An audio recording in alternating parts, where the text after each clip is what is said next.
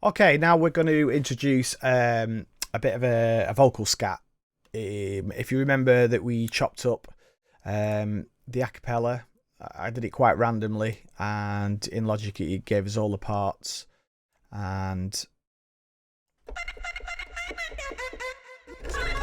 so they're all on the keyboard. So I've just been having a mess around. So let's have another little mess around before I record.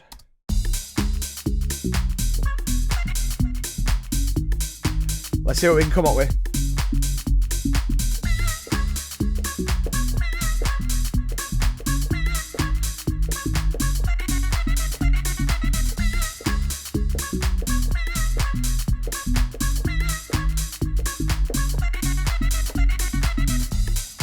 That's pretty good. So if I capture record, which I've done as a shortcut, Control and the star, what Logic will do is it should give me sort of the last 3 takes. So if I choose that one, I think it should be pretty close to what I had without having to re-record, which is that handy function I told you about.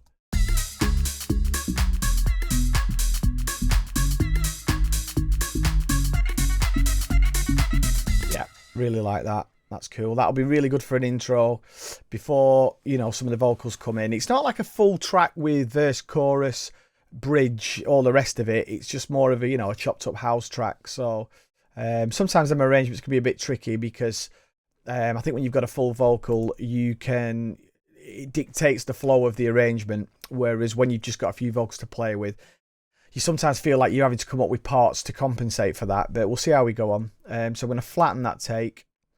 Right, so I'm going to give that the vocal color, which is going to be one of them. Let's do it as a little bit darker.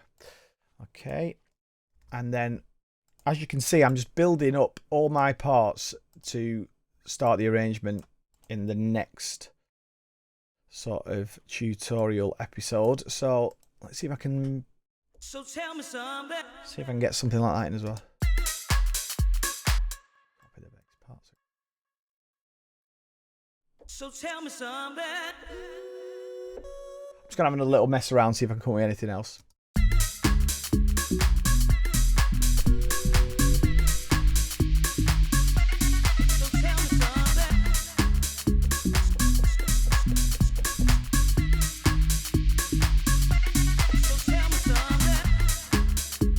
Yeah, so what I might do is just get rid of those 2 on that particular one.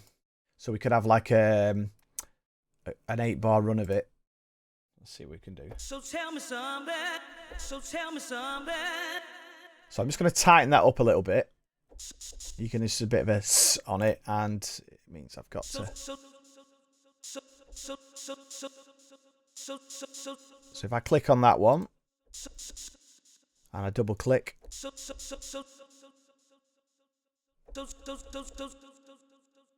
I'm going to lose the S completely.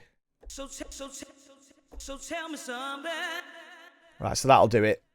So all I've done on is opened the EX24, double clicked on that. It actually brings the editor up for that particular note.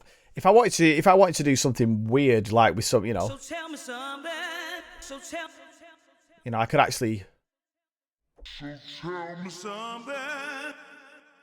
So we can have a little mess around with that as well while we're here. Sort of how you pitch vocals down, a la deep house style. It's just asking me, do I want to resave over that? Yes, I do. So tell me something. So I'll just get that in.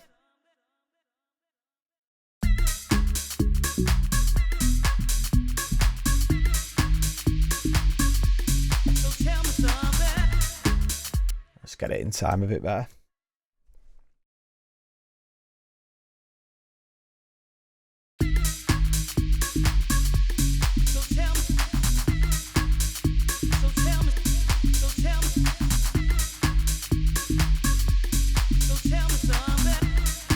So it just wants moving a little bit. So tell me something. So tell me something. So tell me something. So tell me something. So tell me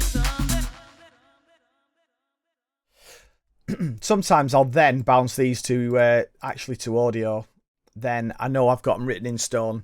I mean, there has been rare occasions where I've chopped up a vocal in the X24 and for whatever reason, I've loaded the session up again and it said it can't find the chopped up vocal. So as a safety copy, I do tend to sort of save as audio once I've done this chopped up mission. Let's colour that slightly different. Okie doke. Right. Let's have a mess around with pitching some stuff down, see what works.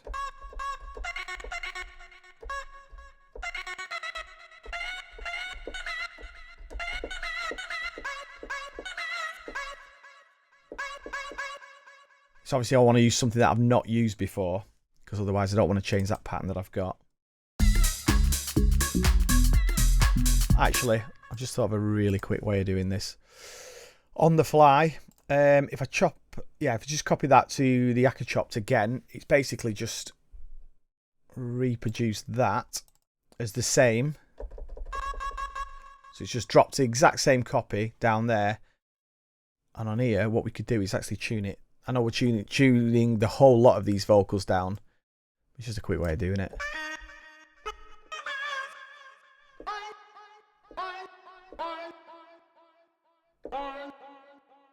Might not work, but we'll see.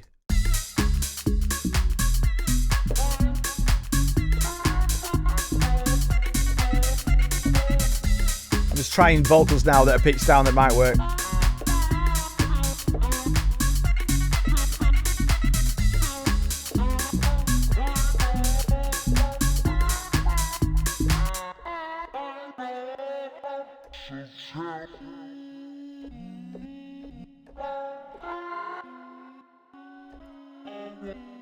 Not really feeling any of them, but you get the concept of how to do that. You got to try these things. So yeah, I'm going to get rid of that because I am not really feeling it.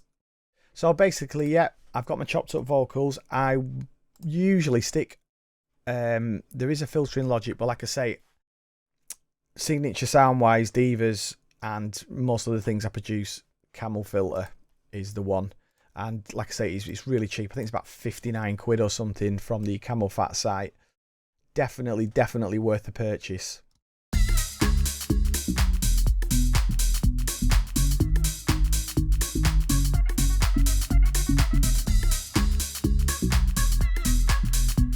So you can then start filtering stuff in as you go along with the arrangement. So yeah, I think we're more or less good to go. In the next tutorial we'll start arranging, but we'll add some effects as we go along as well. So maybe hunt down some effects before we finally arrange. I tend to put the effects in as I arrange, so I think we'll break it down into 2 or 3 arrangement tutorials next, which is to follow.